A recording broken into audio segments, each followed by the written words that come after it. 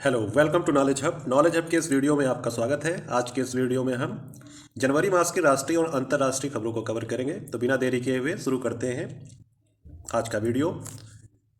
Asia का सबसे बड़ा एयर शो एयरो इंडिया 2025 का आयोजन 10 से 14 फरवरी 2025 तक कहाँ आयोजित किया जाएगा? तो यह किया जाएगा बेंगलुरु, कर्नाटक में। ऑनलाइन डाटाबेस न्यूमबेओ के अनुसार 2025 में कौन सा शहर भारत का सबसे सुरक्षित शहर है? तो यह है मंगलुरु, जो कि कर्नाटक राज्य में है। हाल ही में पार्वती काली सिंध चंबल लिंक परियोजना पीकेसी ईआरसीपी का नाम बदलकर क्या रखा गया है? तो यह रखा गया है राम जल सेतु लिंक परियोजना। राम जल सेतु लिंक परियोजना 26 जनवरी 2025 को भारत के 76वें गणतंत्र दिवस समारोह में मुख्य अतिथि कौन थे? ये थे इंडोनेशिया के राष्ट्रपति प्रबोवो सुबियांतो। राष्ट्रीय जैविक उत्पादन कार्यक्रम का 8वां संस्करण किसने लॉन्च किया? तो यह किया है वाणिज्य और उद्योग मंत्री पीयूष गोयल ने। हाल ही में work place culture consulting firm अवतार ग्रुप द्वारा जारी भारत में महिलाओं के लिए शीर्ष शहर TWCI रिपोर्ट के अनुसार कामकाजी महिलाओं के लिए देश में सर्वश्रेष्ठ शहर के रूप में शीर्ष स्थान हासिल किया है। तो ये किया है बेंगलुरु ने, ये भी कर्नाटक राज्य में है। 15 जनवरी 2025 को भारतीय नौसेना के बेड़े में अग्रिम पंक्ति के कितने युद्धपोतों को शामिल किया गया है? तो शामिल किया गया है 3 युद्धपोतों को। कौन कौन से? नीलगिरी, सूरत और वागसीर। केंद्रीय मंत्री नितिन गडकरी द्वारा देश का पहला हाइड्रोजन CNG बजाज वाहन का अनावरण कहाँ किया गया? तो यह किया गया है पीथमपुर, इंदौर, मध्य प्रदेश में। पुलिस अनुसंधान एवं विकास ब्यूरो BPRD की समीक्षा बैठक की अध्यक्षता किसने की? तो यह की केंद्रीय गृह एवं सहकारिता मंत्री अमित शाह ने। कोयला क्षेत्र में डिजिटल परिवर्तन को बढ़ावा देने के लिए 5G use case test lab का उद्घाटन कहाँ किया गया? यह किया गया है CMPDI रांची में। 18वें प्रवासी भारतीय दिवस सम्मेलन में राष्ट्रपति द्रौपदी मुर्मू द्वारा त्रिनिदाद और टोबैगो के राष्ट्रपति क्रिस्टिन कार्ला कंगालू सहित कितने व्यक्तियों को प्रवासी भारतीय सम्मान पुरस्कार प्रदान किया गया? तो यह किया गया 27 व्यक्तियों को। 14 जनवरी 2025 को केंद्रीय मंत्री पीयूष गोयल ने राष्ट्रीय हल्दी बोर्ड का उद्घाटन कहाँ किया? तो यह किया है निजामाबाद, जो कि तेलंगाना राज्य में है। 8 से 10 जनवरी 2025 तक ओडिशा के भुवनेश्वर में आयोजित 18वें प्रवासी भारतीय दिवस के मुख्य अतिथि कौन थे? ये बताना है। ये थे त्रिनिदाद एवं टोबैगो के राष्ट्रपति क्रिस्टीन कार्ला कंगालू। तो ये जो प्रवासी भारतीय दिवस हुआ है, यह 8 से 10 जनवरी 2025 को हुआ और यह ओडिशा के भुवनेश्वर में हुआ था। यहाँ से एक GK बन सकता है। चलिए अगला प्रश्न देखते हैं। समुद्र पर बने भारत के पहले ग्लास ब्रिज का निर्माण कहाँ किया गया है और यह किन 2 स्थानों को जोड़ता है? भारत के पहले ग्लास ब्रिज, भारत का पहला ग्लास ब्रिज कहाँ पर बना है, किन 2 स्थानों को जोड़ता है? तो यह जोड़ता है कन्याकुमारी को विवेकानंद। इसका निर्माण कन्याकुमारी में हुआ है, तमिलनाडु में, और यह विवेकानंद रॉक मेमोरियल और तिरुवल्लुवर की प्रतिमा को जोड़ता है। अगला करंट अफेयर्स देखते हैं। भारत ने किस वर्ष को ईयर ऑफ डिफेंस रिफॉर्म्स यानी रक्षा सुधारों का साल घोषित किया है? तो यह किया है 2025 को। RBI द्वारा आर्टिफिशियल इंटेलिजेंस के जिम्मेदार और नैतिक उपयोग के लिए एक रूपरेखा फ्री AI विकसित करने के लिए किसकी अध्यक्षता में एक 8 सदस्यीय समिति का गठन किया गया है? तो यह किया गया है पुष्पक भट्टाचार्य के निर्देशन में। पुष्पक भट्टाचार्य। नितिन गडकरी द्वारा घोषित सड़क दुर्घटना पीड़ितों के लिए कैशलेस उपचार योजना के तहत 7 दिनों के लिए कितने रुपए का कवर दिया जाएगा? तो ये दिया जाएगा 1.5 लाख रुपए तक, 1.5 लाख रुपए तक कवर दिया जाएगा। 7 जनवरी 2025 को केंद्रीय गृह मंत्री अमित शाह ने किसके द्वारा विकसित भारत पोल पोर्टल को लॉन्च किया है, जिसका उद्देश्य भारत में कानून प्रवर्तन एजेंसियों को अंतर्राष्ट्रीय पुलिस बलों के साथ अधिक कुशलतापूर्वक काम करने में सहयोग करना है? तो यह है केंद्रीय जांच ब्यूरो यानी CBI। किसकी अध्यक्षता में थोक मूल्य सूचकांक WPI के आधार वर्ष को संशोधित करने के लिए एक 18 सदस्यीय कार्य समूह के गठन का निर्णय लिया गया है? तो लिया गया है रमेश चंद, जो कि नीति आयोग के सदस्य हैं। अब देख लेते हैं अंतर्राष्ट्रीय खबरों के बारे में। जनवरी मास की अंतर्राष्ट्रीय खबरें। 20 से 24 जनवरी 2025 तक स्विट्जरलैंड के दावोस में आयोजित विश्व आर्थिक मंच की 55वीं वार्षिक बैठक का विषय क्या था? तो इसका विषय था बुद्धिमान युग के लिए सहयोग, बुद्धिमान युग के लिए सहयोग। हाल ही में किस देश में बाल विवाह को प्रभावी रूप से वैध कर दिया गया है? अब वहाँ विवाह की न्यूनतम आयु 9 वर्ष है। तो ऐसा करने वाला कौन सा देश है? यह है इराक।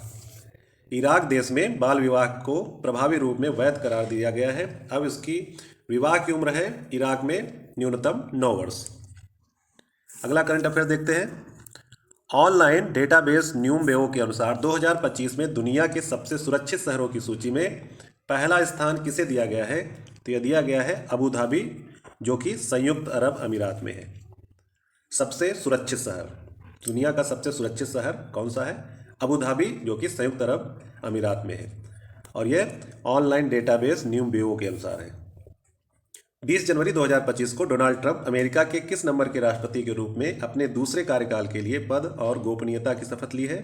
तो यह डोनाल्ड ट्रंप 47वें नंबर के राष्ट्रपति हैं। हाल ही में किस देश के रक्षा मंत्रालय ने भारत में ब्रह्मोस मिसाइलों की खरीद के लिए औपचारिक रूप से $450 मिलियन के सौदे की पहल की है? तो यह है इंडोनेशिया। इंडोनेशिया के रक्षा मंत्रालय ने भारत से ब्रह्मोस मिसाइलों की खरीद के लिए औपचारिक रूप से $450 मिलियन के सौदे की पहल की है। जनवरी 2025 में किस देश में स्थित माउंट इबू में 1079 बार ज्वालामुखी विस्फोट हुआ, जिसमें राख के बड़े बड़े स्तंभ 0.3 किलोमीटर से 4 किलोमीटर की ऊंचाई तक ऊपर उठे? तो यह है इंडोनेशिया के हलमाहेरा द्वीप पर। इंडोनेशिया के हलमाहेरा द्वीप पर यह स्थित है माउंट इबू। यहाँ पर ज्वालामुखी विस्फोट एक साल में कितनी बार हुआ? 1079 बार। हाल ही में कौन सा देश ब्रिक्स का 9वां साझेदार देश बन गया है? तो यह बन गया है नाइजीरिया। अन्य हैं Belarus, Bolivia, Cuba, Kazakhstan, Malaysia, Thailand, Uganda और उज्बेकिस्तान। 9वां देश कौन सा बना है? नाइजीरिया। हाल ही में किस संस्था ने भारतीय सरकार के इंडिया एआई मिशन के साथ साझेदारी की है, जिसके तहत 5 लाख लोगों को कौशल प्रदान किया जाएगा? तो यह है माइक्रोसॉफ्ट। इजरायल और हमास के बीच 15 महीने से गाजा में जारी युद्ध को खत्म करने और इजरायली बंधकों को रिहाई के लिए संघर्ष विराम समझौता किसकी अध्यक्षता से संपन्न हुआ? तो यह कतर और अमेरिका की मध्यस्थता से इजरायल और हमास के बीच जो 15 महीने से संघर्ष चल रहा था उसका अंत हुआ। हाल ही में संयुक्त राज्य अमेरिका ने किन 3 भारतीय परमाणु संस्थाओं को अपनी प्रतिबंधात्मक एंटिटी लिस्ट से हटा दिया है?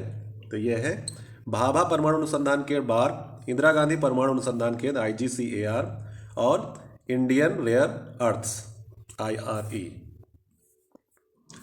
देखते हैं अगला करंट अफेयर्स। हाल ही में भारत आधिकारिक सांख्यिकी के लिए किस पर गठित प्रतिष्ठित संयुक्त राष्ट्र के विशेषज्ञों की समिति UNCEBD में शामिल हो गया है? यह है बिग डेटा और डेटा विज्ञान। हाल ही में किस देश ने अवैध प्रवास पर नकेल कसने के उपायों के तहत मानव तस्करी के अपराध गिरोहों से निपटने और ऐसे कार्यों को बढ़ावा देने वाले अवैध वित्त पोषण को रोकने के लिए दुनिया की पहली नई प्रतिबंध व्यवस्था की घोषणा की है? तो यह है ब्रिटेन। 14 जनवरी 2025 को किस देश की प्रतिनिधि सभा ने ट्रांसजेंडर खिलाड़ियों को महिलाओं के खेलों में भाग लेने से प्रतिबंधित करने वाला एक विधेयक पारित किया है? तो यह है संयुक्त राज्य अमेरिका। अंतर्राष्ट्रीय आपराधिक पुलिस संगठन यानी इंटरपोल ने अपना पहला सिल्वर नोटिस किस देश के अनुरोध पर जारी किया है? तो यह है इटली। हाल ही में किस देश ने सामूहिक हिंसा में वृद्धि के बाद आपातकाल की स्थिति घोषित कर दी है, जिसके परिणाम स्वरूप वर्ष 2013 के बाद वार्षिक मृत्यु दर उच्चतम हो गई है? तो यह देश है त्रिनिदाद और टोबैगो। 10 जनवरी 2025 को भारत ने तूफान राफेल से हुई तबाही के बाद किस कैरेबियाई देश को मानवीय सहायता भेजी है? तो यह देश है क्यूबा। हाल ही में किस अमेरिकी राज्य के लॉस एंजल्स शहर के जंगलों में सांता एना उष्ण पवनों के कारण वनाग्नि की घटना देखने को मिली? तो यह है कैलिफोर्निया राज्य। हाल ही में किस देश के राष्ट्रपति निकोलस मादुरो ने चुनाव में हार के प्रमाण के बावजूद अपने तीसरे कार्यकाल के लिए शपथ ली? तो यह है वेनेजुएला। 16 जनवरी 2025 को केंद्रीय गृह मंत्री ने कहां से fast track immigration trusted traveller programme FTI-TTP का उद्घाटन किया है? तो यह है अहमदाबाद गुजरात से इसका उद्घाटन किया है। हाल ही में किस देश में आर्टिफिशियल इंटेलिजेंस AI समिट का आयोजन किया गया? तो यह किया गया है पेरिस, जो कि फ्रांस देश में है। हाल ही में डोनाल्ड ट्रंप ने किस किस खाड़ी का नाम बदलकर गल्फ ऑफ अमेरिका रखने की घोषणा की है? तो यह है gulf of Mexico. Gulf of Mexico का नाम बदलकर गल्फ ऑफ अमेरिका रखने की घोषणा की है डोनाल्ड ट्रंप ने। 6 जनवरी 2025 को ब्रिक्स में शामिल होने वाला दक्षिण पूर्व एशिया का पहला देश बन गया है इंडोनेशिया। इंडोनेशिया को ब्रिक्स देशों में शामिल कर लिया गया है। संयुक्त राष्ट्र सुरक्षा परिषद यूनाइटेड नेशंस सिक्योरिटी काउंसिल के अस्थायी सदस्य के रूप में किस देश का 2 वर्षीय कार्यकाल 1 जनवरी 2025 से शुरू हो गया है? तो वह देश है पाकिस्तान। अब पाकिस्तान 2 वर्ष के लिए यूनाइटेड नेशन सिक्योरिटी काउंसिल का अस्थायी सदस्य रहेगा। इसका कार्यकाल 1 जनवरी 2025 से शुरू हो गया है। इसी के साथ आज हमने जनवरी 2025 की राष्ट्रीय और अंतर्राष्ट्रीय खबरों को कवर किया। अब अगले वीडियो में नेक्स्ट कुछ नए करंट अफेयर्स के साथ हाजिर होंगे। तब तक के लिए धन्यवाद, नमस्कार।